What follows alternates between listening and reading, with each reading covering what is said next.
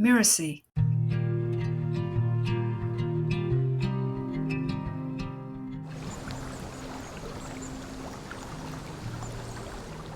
A farmer needed a water source for his farm, so he bought a well from his neighbor.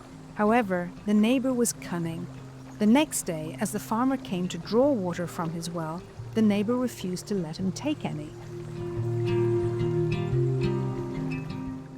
Hi, I'm Lisa Bloom, the story coach, and you're listening to Once Upon a Business. In each episode, we explore a story, a fairy tale, folk tale, or traditional story, so that we can discover the amazing lessons relevant for business and for entrepreneurs. When the farmer asked why he couldn't draw water, the neighbor replied, "I sold you the well, not the water," and walked away. Distraught, the farmer went to the emperor to ask for justice.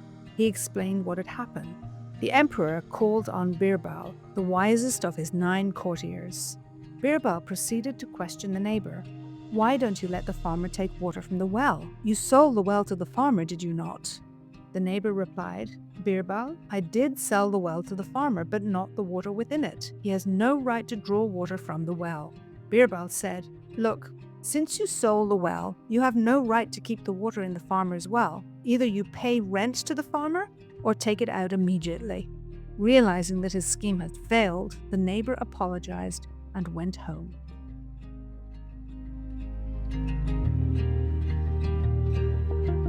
How can you hear this story without being wooed by the sweet justice that takes place? I love that the person doing the trickery is caught in the same way that he tries to cheat the other. Though I must say the start of the story really disappoints me. I always assume that neighbors will be friends, so I hate to hear of a neighbor that's out to cheat the other. Having said that, I have had my fair share of unpleasant neighbors in my time, especially when I was a student. I remember we were 3 girls living in a small apartment, and the neighbors were a couple whose kitchen wall was adjoined to our apartment. When they started fighting, I would have to leave the kitchen. It was so uncomfortable. They would scream and yell at each other, and I hated that. I didn't come from a family where people yelled. It was so foreign to me. They weren't out to cheat us per se, but it was still very uncomfortable. Here, in this story, the neighbor is out to cheat the other, and I hate that. But that's what's so satisfying when Birbal stepped in to solve the argument and did so by using the same logic that was used to create the disagreement. There's a clear message for business that it's important to behave clearly and honestly in business deals because misunderstandings, or in this case, deliberate deceit, can lead to disputes and loss of trust. It's a reminder for businesses to make sure that all terms are clear and agreed upon. Just recently, one of my clients was burned badly because she didn't establish a clear agreement with her client. When her client decided that he would change their verbal agreement and not pay her, she had nothing to fall back on. It's so important to spend the extra time getting agreements sorted out, even if it's more time up front that needs to be invested. And especially when you think you have it all sorted because the person is really nice and you've talked it through. That's often a recipe for disaster, not because you're a bad judge of character, but because business is business and you need to have things written down clearly and succinctly, just in case. I like the cleverness of the story and the outcome where the neighbor doesn't just realize that his scheme has been revealed and he can't continue to cheat, but he also apologized. So perhaps there's hope that the neighbor, on getting caught, will change his ways and be more honest and forthright in the future.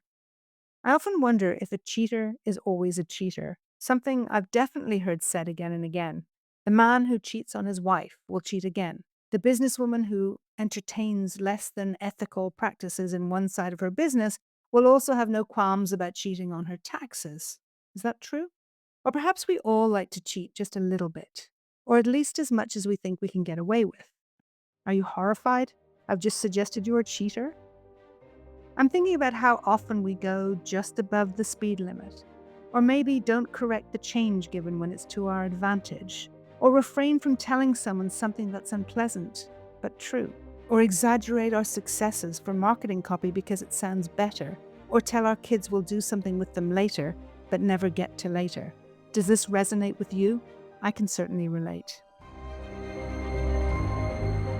So perhaps we should take this story lightly. Or maybe not. It's a reminder that we can always do the right thing. We don't have to cheat or cajole or trick anyone into doing or being what we want. There's a high ground, and maybe that's the path we should always try to take.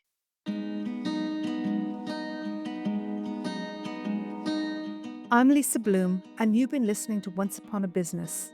You can find out more about me at story-coach.com. That's story-coach.com.